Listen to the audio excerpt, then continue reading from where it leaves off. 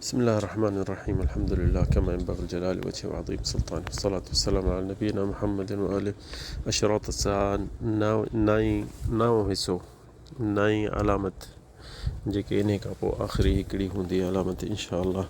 उनजी बि अल्लाह ताला जी उमिरि आफ़ियत ॾिनी त इनशा अल्लाह उहा बि शरह कंदासीं। जीअं तव्हां ॾिठो त अलामतूं जेके क़यामत जूं घणियूं वॾियूं वॾियूं जेके अची वियूं, हाणे हीअ अलामत जेकी नई आहे इन में बि इनशा अल्लाह मौज़ू खे वॾो कोन कंदासीं, मुख़्तसर करे चवंदासीं। ऐं इहो अलामत छाजी हूंदी? तुलूअ शम्स मिन मग़रिबिहा, सिजु निकिरंदो ओलह पासे, हूअं सदाईं निकिरे थो ओभर,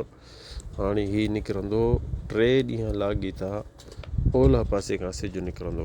हिन में पहिरियों अलाह ताला क़ुर में उनजो जेको ॿुधाईंदो सूरत नाम 158 आयत, अलाह ताला चयो हल यंज़ुरून इल्ला अन तअतियहुमुल मलाइका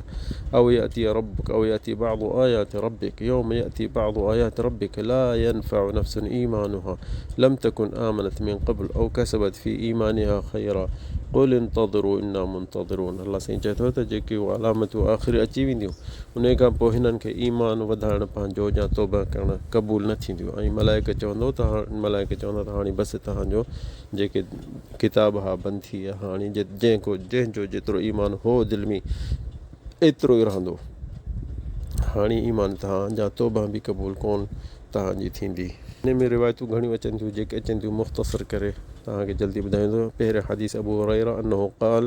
सल्लल्लाहु अलैहि वसल्लम सलासा इज़ा ख़रजना ला यनफअु नफ्सन ईमानुहा। नबी करीम फरमाए थो 3 शयूं जे निकितियूं त उन खां पोइ ईमान इंसान जो वधी नथो सघे, ऐं जेको मोमिन नओं थो थिए या पोइ ओॾीमहिल सिखे थो उहो क़बूल अलाह जे तरफ़ां न थींदी। लम तकुन आमनत मिन क़ब्ल औ कसबत फी ईमानिहा, या हाणे नओं अमल अहिड़ो कंदो हुजे, नमाज़ूं पढ़ंदो हुजे, क़ुर पढ़ंदो हुजे त ईमान वधे, इहो न थी सघंदो। उन मां आहे तुलूअ शम्स मिन मग़रिबिहा वद्दज्जाल वदाबतुल अर्द, इहा रिवायत सही मुस्लिम ई आहे। नबी करीम चए थो इहे शयूं जेॾीमहिल निकिरंदियूं त इंसान जो तौबा जो दरवाज़ो बंदि थी वेंदो। त इन उलमा चवनि था त छो अलाह ताला एतिरो टाइम ईमान दुनिया में हो माण्हुनि जो तौबा क़बूल करे पियो, पर छो हाणे दरवाज़ो बंदि करे छॾी? छो जो हू चवनि था त अलाह ताला इंसान खे तमामु मोहलत घणी ॾिनी, त मन तौबा करे ॾिसो, याजूज माजूज निकिता, दज्जाल, हे हो, नंढियूं आलामतूं वॾियूं आलामतूं, तर कुझु ईमान कोशिशि बि कोन पियो करे त ईमान खे वधायां। पर हाणे जे आख़िरी क़यामत जूं निशानियूं थियूं अचनि, पोइ त हू भॼ डुक कंदो त वारो कयां त मां ईमान वधायां, हाणे मौत वेझो आहे, हाणे कुझु करिणो पवंदो। त पोइ अलाह ताला इन जे करे इहो दरवाज़ो बंदि करे छॾियो, छो जो हाणे अखियुनि सां ॾिसे बि थो त हाणे हीउ जेको क़यामत जूं निशानियूं सफ़ा हाणे क़यामत वेझे आहे। इहो चवनि था त इहो ईमान आहे जीअं फिरौन जो ईमान हो, जेॾीमहिल समुंड में ॿुॾण ते थियुसि त पोइ चई त आमन मूं ईमान आंदो, इहा बि ख़बर कान कहिड़ो ईमान, बसि चई आमनत बि ही बनु इसराइल, जीअं बनु इसराइल जो ईमान आहे मुंहिंजो बि अहिड़ो ईमान आहे। चवनि था त इहो ईमान आहे फिरौन जो, जंहिंजे करे अलाह ताला इहो क़बूल नथो करे। ऐं ॿी बि हदीस अबू हुरैरा अन्नहु क़ाल सल्लल्लाहु अलैहि वसल्लम ला तक़ूमु अस्साअ हत्ता तत्लअ अश-शम्सु मिन मग़रिबिहा। नबी करीम फरमाए थो त क़यामत न थींदी जेसिताईं सिजु ओलह पासे निकिरंदो।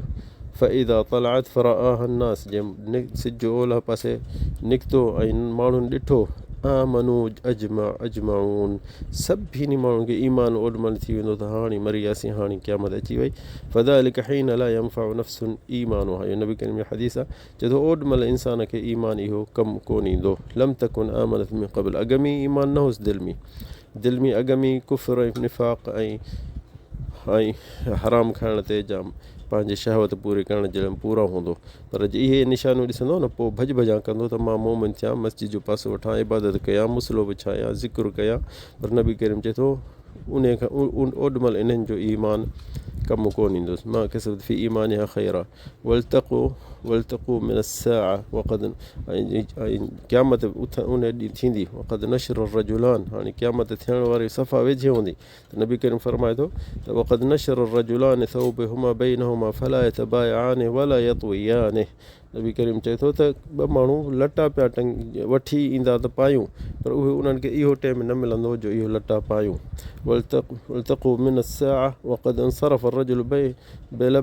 बिलबन लक़हतिही फला युतइमु, को माण्हू पंहिंजे ॾाची खे ॾुही पाणी इहो खीरु खणी आयो हूंदो घर जे लाइ, त मां हिन पाणी खे पियां, पर इहो बि टाइम कोन मिलंदुसि उहो बि पीअण जे लाइ टाइम कोन मिलंदो वल्तक़ूमन अस्साअ वहुव यलीतु हौदहु फला युस्क़ी फीह नबी करीम फरमाए थो त माण्हू हिकिड़ो पंहिंजे होदी पियो ठाहींदो त मां के पंहिंजे ॾाचियुनि जे लाइ पाणी विझां थी ॾाचियूं जा जानवर पियनि पर इन में पाणी बि विझी कोन सघंदो वरी नबी करीम अॻिते बि चए थो वल्तक़ुम अस्साअ वक़द रफ़अ अकलतहु इला फीह फला युतइमुहा के माण्हू को गिरह हथ सां पटे वात में विझण जी कोशिशि कंदो ॿी रिवायत आहे आन अबी दर इहा आहे रिवायत सही मुस्लिम जी रवाहु मुस्लिम आन अबी ذر رضي الله عنه أن النبي صلى الله عليه وسلم نبي كان فرمايو قال تدرون أين تذهب هذه الشمس صحابن खे चयनि त तव्हांखे ख़बर आहे त सिज केॾे थो वञे قالوا الله ورسوله أعلم الله رسول खे ख़बर असांखे ख़बर कान्हे قال إن هذه تجري حتى تنتهي إلى مستقر لها हीअ सिज हर रोज़ डुके थो ऐं हले थो जेसिताईं पंहिंजी जिथे पहुचणो हूंदुसि उते पहुचणो हूंदुसि तहत अर्श अलाह जे अर्श जे हेठां फ़तख़िरु साजिदा हीउ सिज जेको हर रोज़ वञी अलाह जे अर्श जे हेठां सजदो कंदो फला तज़ालु कज़ालिक हत्ता युक़ालु ला इर्तफ़िई हर रोज़ इहो उते वञी सजदो करे वरी मोटी अचे थी अहिड़े टाइम ते नबी करीम चए थो त जेसिताईं हुकुम थींदुसि त हाणे जेॾां आई आहीं इर्जिई मिन हैथ जिती हाणे जेॾां आई आहीं ओॾां मोट यानी हूअ ओभर मां निकिरंदी पोइ हाणे ओलह मां मोटंदी فترجع فتصبح طالعة من مطلعها ثم تجري حتى تنتهي إلى مستقرها تحت العرش त चए थो त नबी करीम जे आख़िरी क़यामत जे वेझे थींदी त अलाह साईं चवंदुसि जेॾां आई आहीं एॾां मोट हूअं त ओभर पासे निकिरंदी पोइ ओलह पासे निकिरंदी त वरी ओॾां वञी उते वरी बि मोटी अलाह जे अर्श सां सजदो कंदी वला तज़ालु कज़ालिक हत्ता युक़ालु लहा इर्तफ़िई इर्जिई मिन हैथ जिती इहो वरी बि इहो अलाह जो हुकुम 3 ॾींहं थींदुसि फ़तुस्बिहु तालिअतुम मतलअहा पोइ वक़्तु 3 ॾींहंनि खां पोइ वरी हुनखे हुकुम थींदो त हाणे जेॾां अॻ में निकिरंदी आहे ओॾां निकिर यानी ओभर पासे तजरी ला यस्तनकिरु الناس منها شيئا حتى تنتهي إلى مستقرها ذلك تحت العرش हर रोज़ सिज जेको आहे वञे थो जेॾीमहिल ओलह ते ॾिसूं था त ओलह ते थिए थो सिज लही थो वञे त हीअ अलाह जे अर्श जे हेठां वञी सिज सजदो थो करे वरी अलाह सां हुकुम करेसि थो त वञ ऐं जेॾां निकिरंदी आहीं सुबुह जो ओॾां निकिर पर आख़िरी टाइम में ईअं न थींदो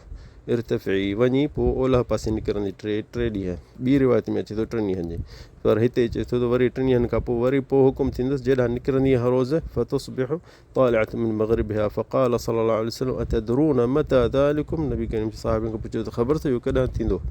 त साहिब चयो अलाह रसूल क़ाल ज़ालिकहीन ला यंफ़उ नफ़्सन ईमानुहा लम तकुन आमनत मिन क़ब्ल चई उहो टाइम अहिड़ो आहे जो जेॾीमहिल सिज ओलह पासे खां निकिरंदो त उहो उन्हनि खे ओॾीमहिल उन टाइम में जे माण्हू ईमान अॻ में न आंदो पंहिंजो ईमान न वधाई उन जो कुझु कोन थींदो उन जो ईमान वधण में हींअर मुश्किल आहे छो जो उहो ईमान जो दरवाज़ो बंदि थी वियो ऐं कसबत फ़ी ईमानिहा ख़ैरा इहा रिवायत सहीह मुस्लिम ॿी रिवायत आहे अन अब्दुल्लाह बिन अम्र رضي الله عنه أن النبي صلى الله عليه وسلم قال إن أول الآيات خروجا طلوع الشمس من مغربها وخروج الدابة على الناس ضحى وأيهما كانت قبل صاحبتها فالأخرى على إثرها हिते साहिब नबी करीम चयो साहिबनि खे त क़यामत जो अलामतूं जेके थींदियूं जंहिंखां उन खां पोइ ईमान ऐं तौबा क़बूल न थींदियूं उहो सिज ओभर ओलह पासे खां निकिरणु जा दाबा जंहिंजो जानवर जो ज़िक्र अची वियो उहो उन्हनि मां कहिड़ो बि अॻ में निकिरंदो त उन खां पोइ इंसान जो ईमान न वधी सघंदो ऐं तौबा क़बूल न थींदी इहा रिवायत कहिड़ी आहे रिवायत मुस्लिम जी आहे सही मुस्लिम जी आहे हिते उलमान जो हिकिड़ो थोरो तफ़सील ॿुधायूं त हिन हदीस में जेके आख़िरी सही मुस्लिम जी नबी करीम चए थो त पहिरियां अलामत थींदी सिज ओलह खां निकिरंदी ऐं ॿियनि हदीसनि में अचे थो त इहा पहिरीं अलामत न आहे ऐं हीअ आख़िरिन में आहे सो हिते उलमान जो तमामु ख़िलाफ़ु थियो त इहो ॿिनि हदीसुनि जे विच में असीं इन्हनि जो फ़ाइदो या सम्झ असांखे कीअं थिए त इहो इब्न हजर जेको आहे वॾो आलिम हो इन चयो त नबी करीम जो मक़सदु जंहिंमहिल त पहिरियां इहो अलामत इन जो मक़सदु नबी जो इहो आहे त इहो वॾी अलामत मां वॾियूं अलामत आख़िरियूं जेके ख़लास इन खां पोइ ख़तमु जंहिंजो ईमान न वधंदो छो जो दज्जाल बि निकिरंदो त इंसान तौबा ताइब थींदा ईसा अलैहिस्सलाम ईंदो त उहो बि इंसान तौबा ताइब थी मोमिन थींदा ईसा अलैहिस्सलाम सां गॾु। पर जेॾीमहिल नबी करीम चए थो आख़िर यानी पछाड़ी यानी इन खां पोइ ईमान जी पछाड़ी थींदी। चए थो त तुलू अशम्स मिन मग़रिब वहुव अव्वल आयात अल इज़ाम अल मुअज़िना बितग़यीर अहवाल अल आलम अल उलवी। चए थो त इहो इब्न हजर चए थो त इहो नबी जो मक़सदु आहे त वॾियूं आयतूं वॾनि में जेकी वॾी आयत आहे जंहिंखां इन खां पोइ हाणे क़यामत सफ़ा वेझे ऐं इन खां पोइ इंसान जो ईमान न वधी सघंदो न तौबा ताइब नथो थी सघे। तंहिंजे करे नबी करीम इन जे आयत में चयो त पहिरियां आहे। इहा रिवायत हिकिड़ी फ़तहुल बारी में बि आहे त इहो नबी करीम सल्लल्लाहु अलैहि वसल्लम फरमायो हदीस अब्दुल्लाह बिन अम्र अव्वलुल आयात तुलूअ अश-शम्स मिन मग़ारिबिहा व ख़ुरूज अद-दाब्बा अला अन्नास दुहा। दुहा जो मंझंदि जो यानी सुबुह जो 8-9 इहो दुहा जो टाइम हूंदो आहे। इन टाइम में इहो दाब्बा जेके निकिरंदी मके में जबल सफ़ा मरवा में त इहो इन टाइम में त हिते हदीस में आहे फ़अय्युमा ख़रजत क़ब्ल अल उख़रा फ़ल उख़रा मिनहा क़रीब। कहिड़ी बि इन्हनि मां पहिरियां निकिरंदी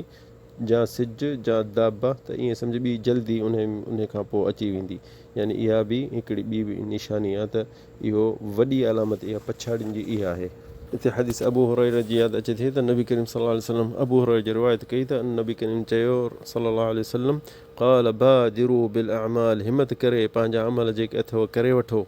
छो छह निशानियूं ईंदव इन छहनि खां अॻु ई कोशिशि कयो त तव्हां पंहिंजा अमल पूरा करे छॾियो। क़ुर पढ़णो अथव निमाज़ पढ़णी अथव ज़िक्र करणो अथव हज करणो अथव रोज़ा रखणा हिमत कयो इन्हनि छहनि शयुनि खां अॻु में। त कहिड़ा आहिनि या रसूल चई तुलू अश-शम्स मिन मग़रिबिहा सिज जेको ओभर पासे निकिरंदो अव दज्जाल जा दज्जाल निकिरंदो अव दुखान जा जेको दूंहों जेको आसमान में थींदो अव दाब्बा इहो आहे जेके जानवर निकिरंदो अव ख़ासत अहदिकुम अव अमरुल आम्मा। ऐं इन में नबी करीम चए थो के पंहिंजे इंसान जो पंहिंजूं ज़ाती शयूं बि मसरूफ़ थींदियूं। मिसाल इन जो उलमा चवंदा छा जो नबी करीम जो इन जो मक़सदु छा आहे जीअं ख़ासत अहदिकुम अव अमरुल आम्मा। ख़ासा मिसाल नबी करीम इन जो मक़सदु आहे त मतां तव्हांखे बीमारी थिए बीमार थी पई न उथी सघी न वञी सघी न इबादत करे सघी टंगुनि खां वेही वञी कहिड़ी बि बीमारी इंसान खे वठी विचड़ी सघे थी त पोइ छा जिहाद ते वेंदो या हज ते वेंदो कोन वञी सघंदो। इहा आहे ख़ासत अहदिकुम। वरी नबी करे अॻियां चए थो अव अमरुल आम यानी को बादशाह ज़ुल्म करे अमीर ज़ुल्म करे या मुल्कनि में जंगियूं थी वञनि पोइ तूं इहे इबादतूं कोन करे सघंदे। तंहिंजे करे नबी करीम चए थो जल्दी करे जेको करिणो अथव त इबादतूं करे छॾियो। छो इहे शयूं जेके अचणियूं आहिनि त इंसानु पोइ चवंदो त हसरत में रहिजी वेंदो त मां हीउ छो न कयो मां छो हीउ अॻ में करे छॾियां। पर हाणे त इहो कोन कमु ईंदुसि छो जो इन जो मक़सदु आहे उलमा चवंदा हींअर क़ुर पढ़ी सघंदो तव्हां हींअर सदको ॾेई सघो था हींअर तव्हां निमाज़ पढ़ी सघो था हींअर तव्हां इबादत करे सघो था। पर अहिड़ो टाइम ईंदो हर इंसान खे अलॻि अलॻि या धार या आम जे जंगी मुल्कनि में थियनि थियूं रोड रस्ता बंदि जहाज़ बंदि जे ख़ासि बीमारियूं थियूं वठनि जहिड़ा फितना को ॻोठ मां नथो निकिरी सघे कहिड़ियूं न ॻाल्हियूं थियनि थियूं त इंसान खे उहे शइ यानी झले थियूं छॾनि त इहो कमु न करे सघंदो। सो इंसानु कोशिशि करे त अमल जेतिरो करिणो हुजेसि इल्मु सिखे इबादत सिखे अलाह ज़िक्र पंहिंजी ज़ुबान ते हुजेसि। इहो सवले में सवलो आहे जेको बि इंसानु पंहिंजो कमुकार में हुजे भली पंहिंजे उनजे ज़ुबान ते अलाह जो ज़िक्र हुजे दुरूद पढ़े सुब्हानल्लाह बिहम्दि पढ़े ला हौला वला कुव्वत इल्ला बिल्लाह पढ़े जान में बि ताक़त अॻिते बि फ़ाइदो। अल्लाह नबी करीम सल्लल्लाहु अलैहि वसल्लम फरमाए थो कलिमतान ख़फ़ीफ़तान अला लिसान तक़ीलतान फिल मीज़ान हबीबतान इला रहमान। ॿ लफ़्ज़ जेके आहिनि अलाह खे ॾाढा प्यारा आहिनि ऐं क़यामत ॾींहुं वज़न वारा हूंदा ज़ुबान ते सफ़ा हल्का आहिनि सुब्हानल्लाह बिहम्दि सुब्हानल्लाहिल अज़ीम। इहो ज़िक्र इंसानु ज़ुबान में हुजे केॾो न सवलो आहे ऐं केॾो न क़यामत ॾींहुं इंसान खे अॻिते वॾो फ़ाइदो ॾींदो। अलाह करे असांखां तव्हांखां अलाह ताला थोरो ई थोरो अमल हुजे पर ख़ालिस उनजे वजह जे लाइ हुजे ऐं क़बूल करे। हादा वल्लाहु आलम व सल्लल्लाहु अला सय्यिदिना मुहम्मद।